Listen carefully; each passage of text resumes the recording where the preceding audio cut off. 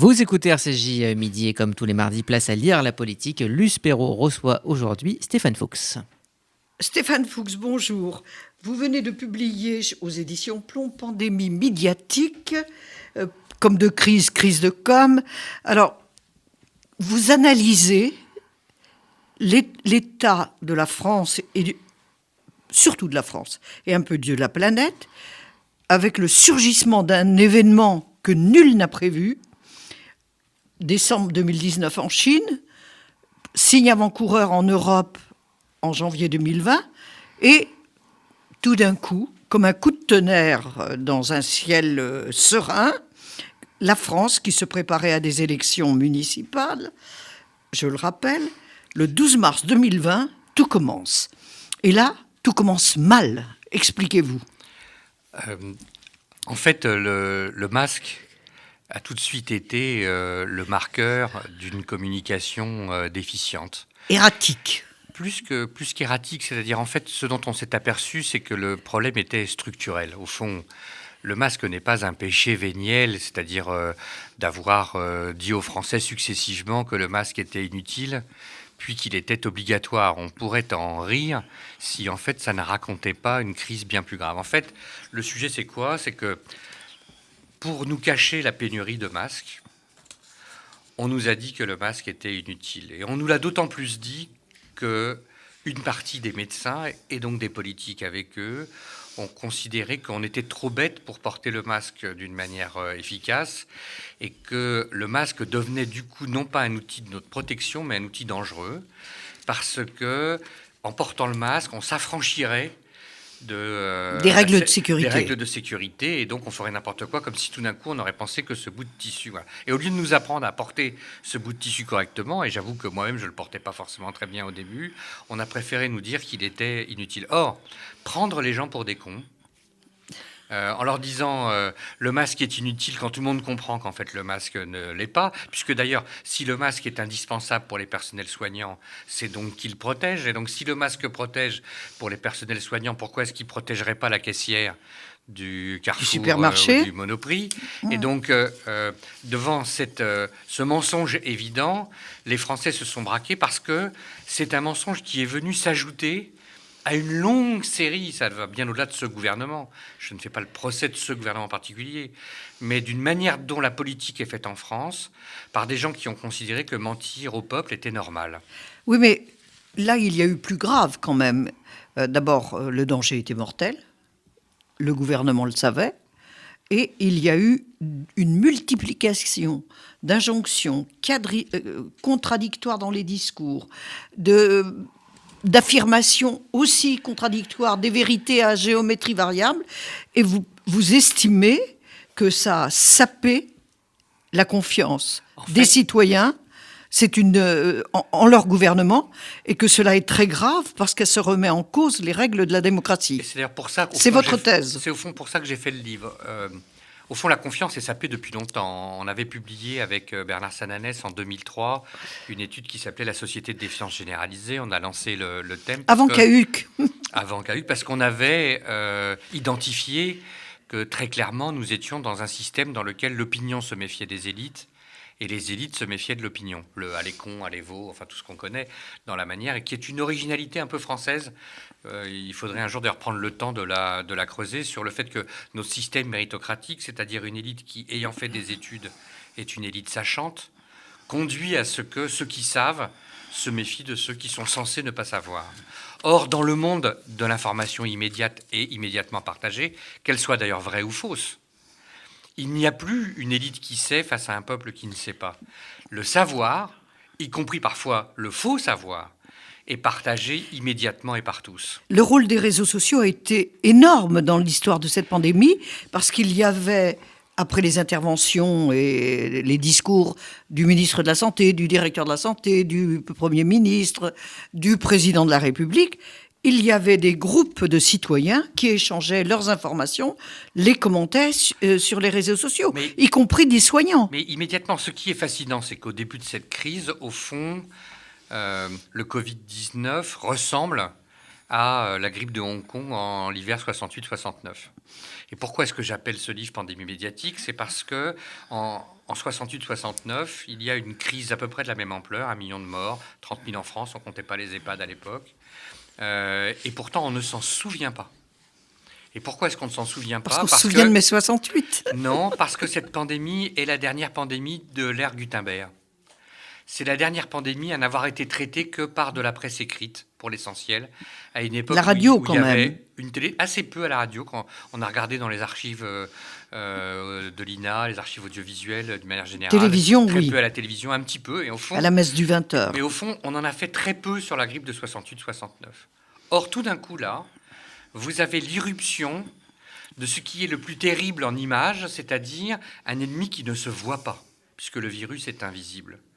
Or, on est passé d'une crise dont le traitement médiatique était celui de médias qui parlent à votre raison, à votre intelligence, qui font éventuellement de la pédagogie et qui essaient de donner des Et chiffres. Qui maîtrisent, à un traitement médiatique de l'émotion, de médias de l'image. Et donc, en réalité, on est passé de la peur à l'angoisse. Alors, vous savez bien, la différence, c'est que la peur est un stimulus qui est parfois utile parce qu'elle nous permet de réagir, alors que l'angoisse nous tétanise. Or, en fait, là, la sidération du début de la crise a plongé l'ensemble de l'opinion et les politiques derrière l'opinion dans la volonté, à un moment donné, de répondre à une sidération et à une peur. Or, quand vous avez perdu la confiance de ceux à qui vous vous adressez, notamment parce que vous leur avez menti, et qu'en plus, vous n'avez pas reconnu finalement votre mensonge pour dire on a fait une connerie, parce qu'ils n'étaient pas mal intentionnés. Ils ont menti parce que pour partie, comme il y avait une pénurie, ils avaient peur de reconnaître la pénurie et de provoquer une panique sur l'approvisionnement. Et donc, première maladie qui était visible, on va dire, en accompagnant la pandémie médiatique, c'est qu'en fait, l'absence de confiance entre l'opinion et les gouvernants, et ceux qui nous gouvernent crée un climat de défiance qui est terrible. Et assez inimaginable en France. Qui est plus en France que partout ailleurs dans le monde. D'autant que c'était un de mes éléments de comparaison. La politique sanitaire française était plutôt dans la moyenne. Et donc, il n'y avait pas de raison d'une défiance d'une telle ampleur. Ce qui explique la défiance d'une telle ampleur, c'est parce qu'au-delà de la politique sanitaire, qui est critiquable comme toute politique sanitaire, mais au fond, ils ont quand même essayé de bien faire et ils s'en sont plutôt pas mal tirés. L'hôpital n'a pas été submergé. C'est pas non plus... Il n'y a pas de quoi... Voilà.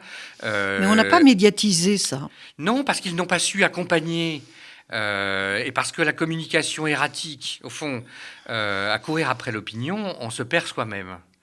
Ils ont oublié que la première des règles du marketing et donc de la communication politique, c'est que c'est l'offre qui structure la demande. Regardez ce qui vient de se passer sur les vaccins, c'est fascinant. Ils ont confondu, Pilan doit se retourner dans sa tombe, le volume et l'intensité. On reviendra sur les vaccins ultérieurement. Mais il faut juste faire cet insert parce que le point est important. Et c'est souvent ce qui s'est passé dans toute la gestion de cette crise. À force de regarder les sondages, ils ont pris les sondages pour ce qu'ils ne sont pas. Or, un sondage n'est jamais une réponse à une question future. Et donc, quand vous demandez... C'est un instantané d'une situation. Et c'est même, Alfred Sauvy disait, une photographie du passé. Parce qu'on regarde l'avenir dans le rétroviseur avec le sondage. Et donc, demandez. Voilà. Or, qu'est-ce qui se passe? Vous avez à peu près autant de Français, deux blocs à peu près égaux, on va dire, entre ceux qui voudraient être vaccinés et ceux qui ont peur du vaccin. Deux blocs à peu près égaux, mais dont l'intensité n'a rien à voir. Parce qu'au fond, à partir du moment où vous avez dit à ceux qui ne veulent pas être vaccinés, vous ne voulez pas être vaccinés, vous ne serez pas vaccinés. Eux, leur intensité baisse. Mais les 50 autres % qui, eux, veulent être vaccinés, ils ne comprennent pas pourquoi le vaccin n'est pas là. Et donc, eux, leur intensité augmente. Et donc, ne pas avoir compris ce qui était pourtant... Le b.a.-ba. Le b.a.-ba. Qu'en fait, très vite, on aurait une pression pour la vaccination.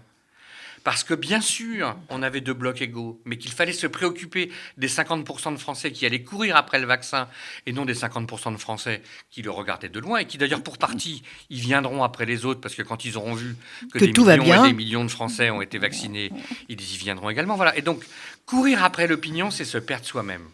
Mentir à l'opinion, ce n'est pas créer la confiance. Ne pas reconnaître ses fautes et ses erreurs, c'est faire preuve en plus d'arrogance. il y avait une certaine arrogance, vous avez raison. Mais vous avez fait une comparaison avec la pandémie de la grippe en 1968-1969.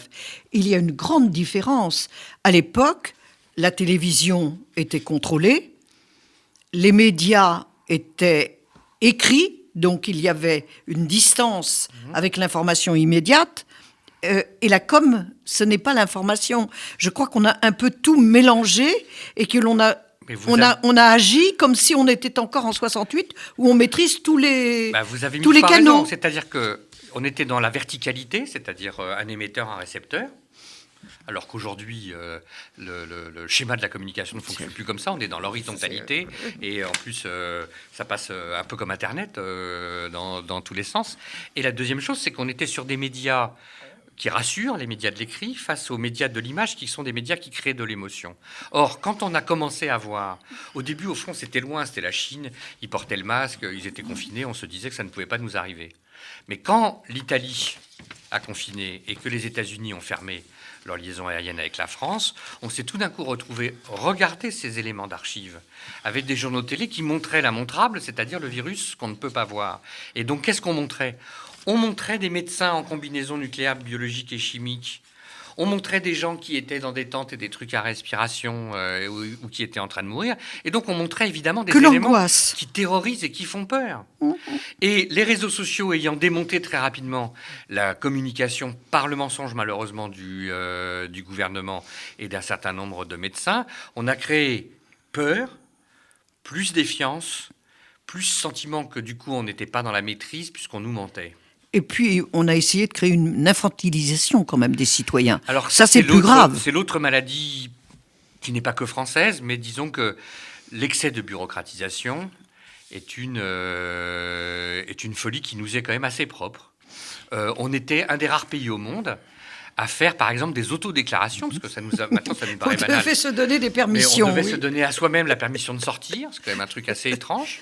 On faisait l'autodéclaration. Mais pourquoi ? Parce que qu'est-ce que ça raconte, pardon ? Père Ubu, où êtes-vous ? Mais ça raconte qu'on ne nous fait pas confiance. Ben oui. En fait, l'infantilisation et l'excès de bureaucratisation sont issus de la même maladie, la défiance de ceux qui nous administrent, et qui ne font pas confiance dans notre capacité. Alors, regardez ce qui s'est passé là, sur le réveillon de Noël.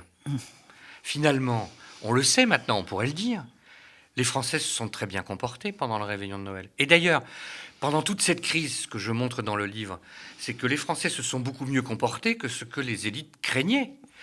Les données Google... On a été plutôt meilleurs que beaucoup d'autres. Les données Google, qui font quand même foi en matière de déplacement, montrent que pendant le confinement, nous avons été le 2e pays au monde par le respect du confinement, que nous avons moins bougé, nous, le peuple indiscipliné, que les Allemands. Et donc, on passe notre temps à dire le Gaulois réfractaire, ce pays de, etc., etc. Et donc, on ne pourrait pas gouverner ce pays. Dans la réalité, les Français ont été à la fois râleurs, parce qu'ils le sont, parce qu'ils sont lucides, c'est un peuple politique, mais civique.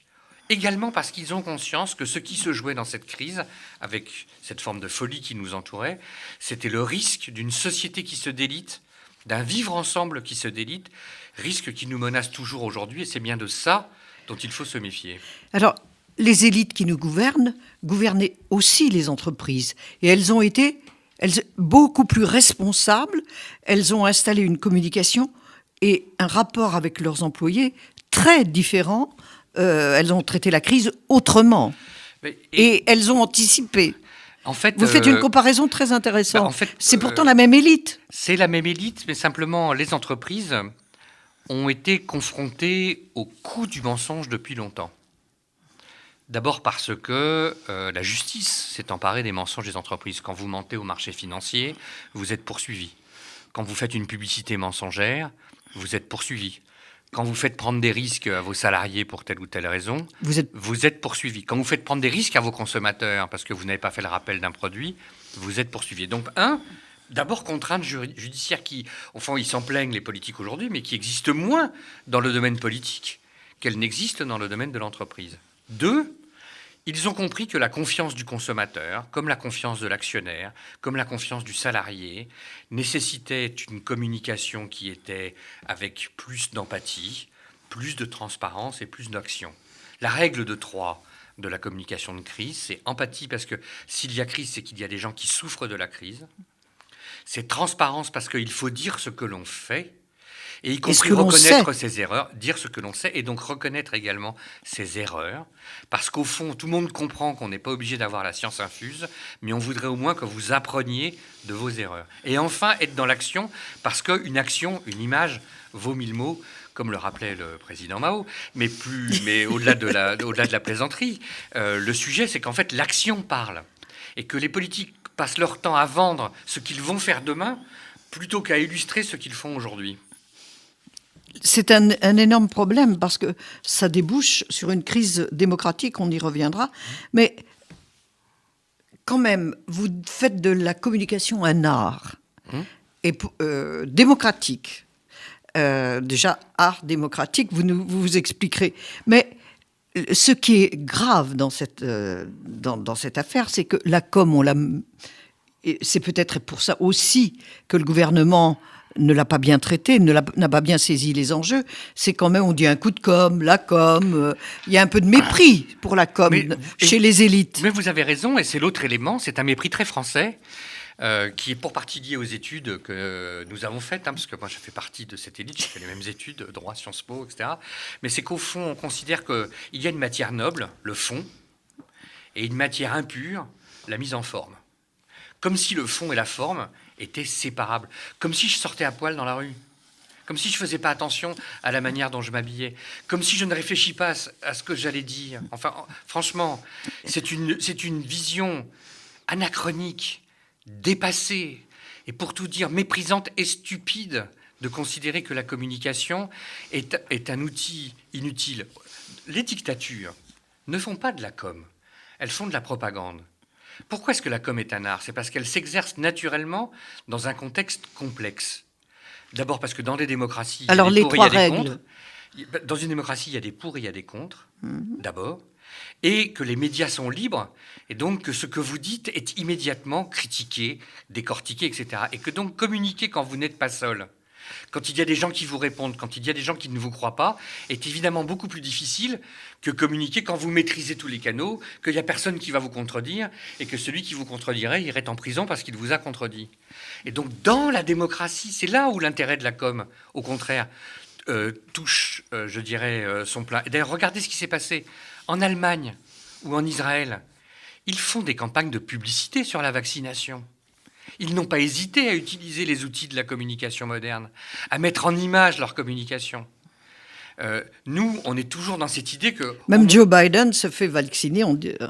Et nous, on est là, c'est oh mon Dieu, parce qu'on est omnibulé par une mauvaise lecture de l'opinion, parce qu'on a pensé que l'opinion était contre les vaccins, alors qu'en fait... c'est une partie qui est en réalité minoritaire de l'opinion, qui est on les entend plus beaucoup, hein. Et qu'on entend surtout ceux qui voudraient être vaccinés et qui comprennent bien qu'à raison de 150 000 vaccinés par semaine, avant que 50 millions de Français aient été vaccinés, ça va être long. Absolument. Donc, quelles sont les règles de la communication actuelle et moderne dans ce contexte de... Vous dites qu'elle doit être plus féminine. Oui, je pense que les valeurs... je pense que on en a fini avec les valeurs... La guerre, les valeurs guerrières. Les valeurs masculines, guerrières, du chef et du suivez-moi. On n'est pas dans le obéissez, on est dans faisons ensemble. Et donc on est passé d'un monde vertical à un monde horizontal. On est passé d'un monde du format long, la dissertation de Sciences Po et de l'ENA, au monde du format court, le tweet, l'image. On est passé du monde de la raison, l'écrit, au monde de l'émotion, l'image qui parle à un autre hémisphère de notre cerveau. On est passé donc de valeurs de l'autorité, du courage, à des l'autorité, valeurs le savoir, d'empathie, le savoir, etc. On est passé de je décrète à je dois expliquer. C'est-à-dire qu'en fait, ce que cette crise révèle, c'est que la communication moderne a été, parfois sous la contrainte de l'opinion des médias, de la justice, apprise par les entreprises, également, y compris parce qu'elles vivent dans le benchmark permanent, dans la mondialisation, et donc elles ne se comparent pas à leurs compétiteurs français, elles se comparent au monde. Si les politiques avaient imaginé pendant quelques secondes qu'on aurait ce concours de l'Eurovision, en quelque sorte, avec le vaccin, et qu'on aurait tous les jours le tableau du nombre de personnes vaccinées par pays, ils auraient anticipé le fait qu'en recevant 500 000 vaccins par semaine, on ne pouvait pas vacciner que 100 000 personnes par semaine. Mais comment une telle erreur est-elle possible ? Parce qu'ils étaient dans leur préoccupation de cette partie de l'opinion qui étant contre le vaccin et qu'ils ont voulu ménager. Et qu'ils se sont regardés le nombril, ils n'ont pas pensé que les Français allaient regarder ce qui se passait ailleurs.